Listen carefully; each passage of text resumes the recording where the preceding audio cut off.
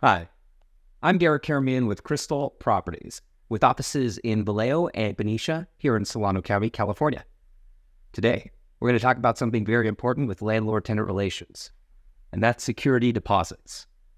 Reason this is important, this is the item that's most likely to land you in small claims court. So first, let's start with the rules. Very important. You have 21 days to get that security deposit out. Now, that is postmarked by the 21st day. Second item, very important, that's tied to that, last known address. So you don't necessarily have to know exactly where they've moved. Hopefully, they've let you know that. If you don't have an address, the last known address is the address that you're doing the security deposit for. So go ahead and do that. If it gets sent back to you, you're going to hold on to that envelope. Third important rule, free move-out inspection. So you don't have to have a pre-move-out inspection by law, but you must offer a pre-move-out inspection by law. Now, another very important thing, I know a lot of private landlords are going to say, well, the house is trashed, I'm going to keep everything. You have to have good accounting. You can't just keep the security deposit because the house is quote-unquote trashed. You have to account for every penny that you are keeping out of that security deposit. Now, very important, deductions. What can you deduct for? So first, easiest one, rent. I've had landlords ask if they can take out rent for the time of the turnovers. I don't believe that to be the case. That's something that you can talk to an attorney about. And of course, any of these that you have any questions about, I'm not an attorney. This is not legal advice, but just giving you a little bit of what I know in dealing with this industry. So number two, cleaning. So the civil code for securing deposits very specifically states that you can charge for cleaning to return the property back to the level of cleanliness that it was at the time of move-in. Third, personal property. Now again, this is an important one.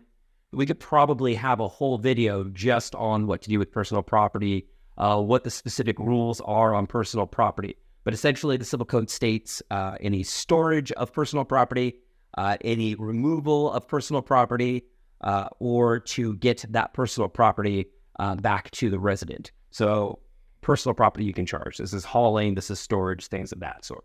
Again, if you are within question, go ahead and consult an attorney. You know, if you have a certain dollar amount, you are supposed to store it for a certain amount of time. The rules are very specific on this, but to keep it simple, removal, storage, or return of personal property. And now I'm going to put a star here. This is, of course, number 4. This is where most people get in trouble. And this is damages. So with damages, the civil code states that you can charge for damages that are beyond ordinary wear and tear. This is where people get in trouble because you do have to account for that ordinary wear and tear.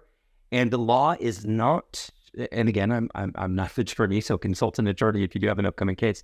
But the law is not very specific on what constitutes ordinary wear and tear. So this is one where you can get in trouble.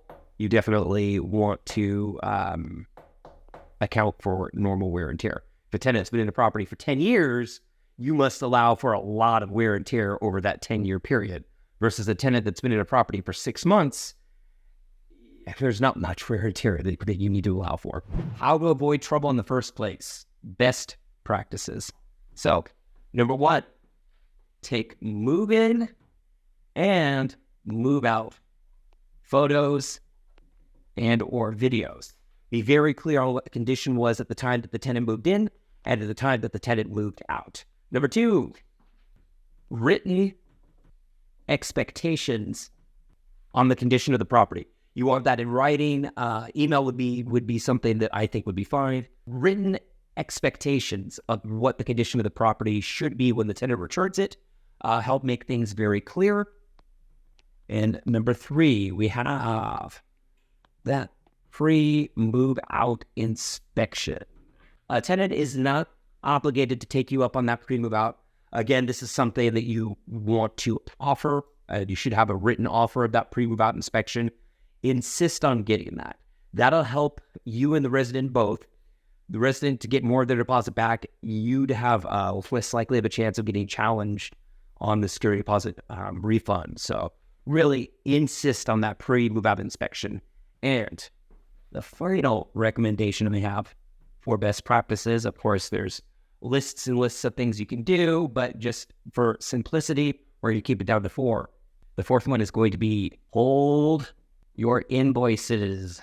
So this is both for the invoices that you use to get the property back into condition to rent out again. This is also invoices for prior to the resident moving in. So if you have a cleaning invoice prior to the tenant moving in, hold that cleaning invoice. If you just put in new floors, carpets, laminate, vinyl, keep those invoices. Hold on to those for as long as you can. Again, a couple of quick things to help you avoid going to court with your security deposit. If you have any questions, feel free to reach out. I am available. My number is listed below. Actually, the phone number for our company is listed below, 707-554-6696. Again, this is Derek Karamian with Krystle Properties, and I hope that you don't end up in small claims on the security deposit. That's never a fun one to sit on. Thank you.